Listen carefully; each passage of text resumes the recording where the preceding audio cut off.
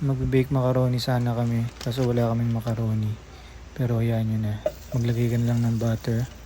Tapos haluin mo hanggang sa matunaw. Yan, tignan nyo. Then kapag okay na, lagay nyo yung bawang. Bawang in. Okay. Yan, stir nyo lang hanggang sa mag golden brown.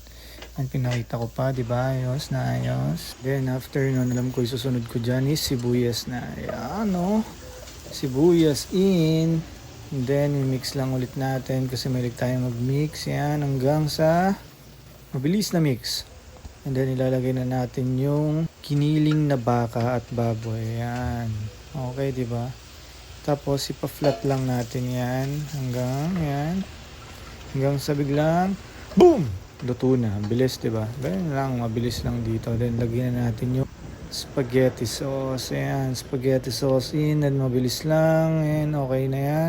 Then, after niya, syempre, minix natin. Yan. Mix lang. Tapos, may nag-aantay dito ang aking misis. Yan. Gutom na daw siya. Galit na. Tapos, hotdog in. Lagay na ang hotdog na yan. Menta. At, syempre, mushroom. Pangalawa na yan. Yan. In. Nagtataka kayo kung bakit maliliit. Hiniwan na kasi yan. Tapos mix lang ulit, mix. Tapos sa ibang sirola ba tawag dyan, ilagay na natin yung penne. Ayan, syempre kailangan may mainit na tubig. Tapos after a few minutes, 10 minutes siguro yan, mga ganyan na siya. Pwede na yan, di ba? Yung adelente.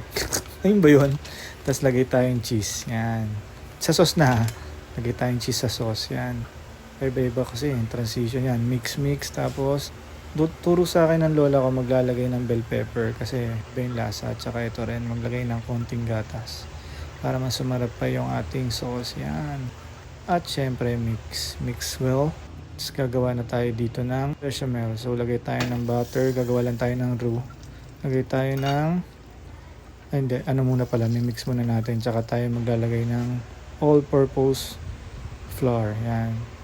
Basically, dapat kung ano yung dami ng butter, yun din yung dami ng flour. Yan.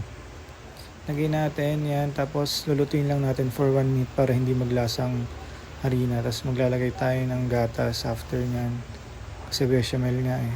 Ben, puro kamay. Sige, yan. Mix lang. Tapos, yan. Dagdag pa ng gatas. Okay. Nag-whisk na ako kasi nahirapan ako dun eh. Yan. So, dagdag ulit ng gatas hanggang sa makuha natin yung gusto natin. Tapos, maglagay ng salt. Maglagay ng pepper. Yan, and then mix lang natin sila ulit. Yan, mix. Tapos mabilisang mix lang yan. Then maglalagay din tayo ng parmesan cheese pang pasarap yan. Yan yung secret recipe. Tapos mabilis na mix yan. Then after nyan, boom. Hindi ko na pinakita pero halo-halo lang namin. Basically yun lang yun. Yan na. Isa. Ano yun? Tap! Okay ba? The best. Oops na.